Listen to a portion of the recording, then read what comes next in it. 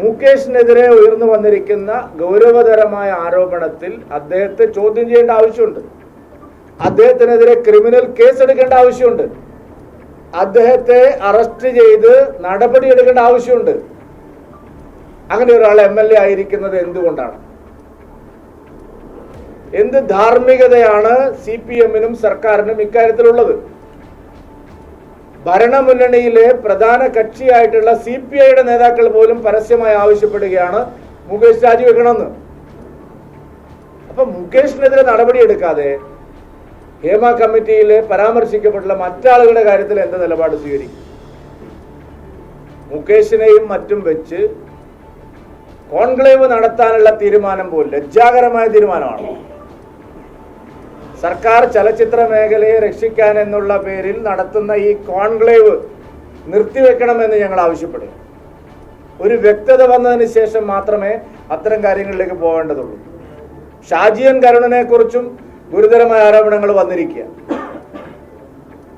സർക്കാർ അടിയന്തരമായി ഇപ്പോൾ നടത്താൻ ഉദ്ദേശിക്കുന്ന കോൺക്ലേവ് നിർത്തിവെക്കണം. മുകേഷിനെതിരെ നടപടിയെടുക്കണം. ഹേമ കമ്മിറ്റി റിപ്പോർട്ടിൽ പരാമർശിക്കപ്പെട്ടിട്ടുള്ള മറ്റ് വ്യക്തികളെ സംബന്ധിച്ച് അന്വേഷണം നടത്തണം.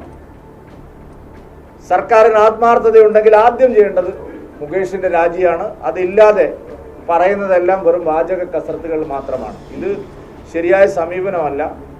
അതുകൊണ്ട് സർക്കാരിന് ഈ വിഷയത്തിൽ കേരളത്തിലെ തൊഴിലിടങ്ങളിലെ സ്ത്രീകൾ നേരിടുന്ന പ്രശ്നങ്ങൾ പരിഹരിക്കാൻ ആത്മാർത്ഥമായ ഒരു നിലപാടുണ്ടെങ്കിൽ ഇതാണ് ചെയ്യേണ്ടത്.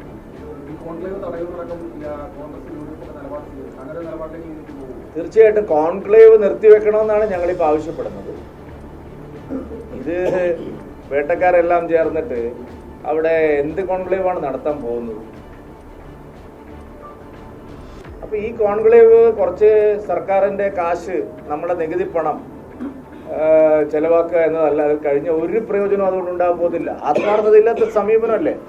3 ഗുരുതരമായ ആരോപണങ്ങൾ മുകേഷിനെതിരെ വന്നിരിക്കുകയാണ്. സാധാരണ ഇത്തരം ആരോപണങ്ങൾ വന്നു കഴിഞ്ഞാൽ ഒരു കേസെടുക്കണ്ടേ?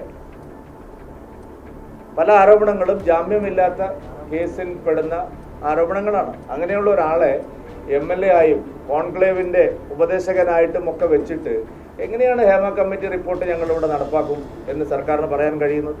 അതുകൊണ്ടത് ആളുകൾ വിശ്വസിക്കുന്ന കാര്യമല്ല.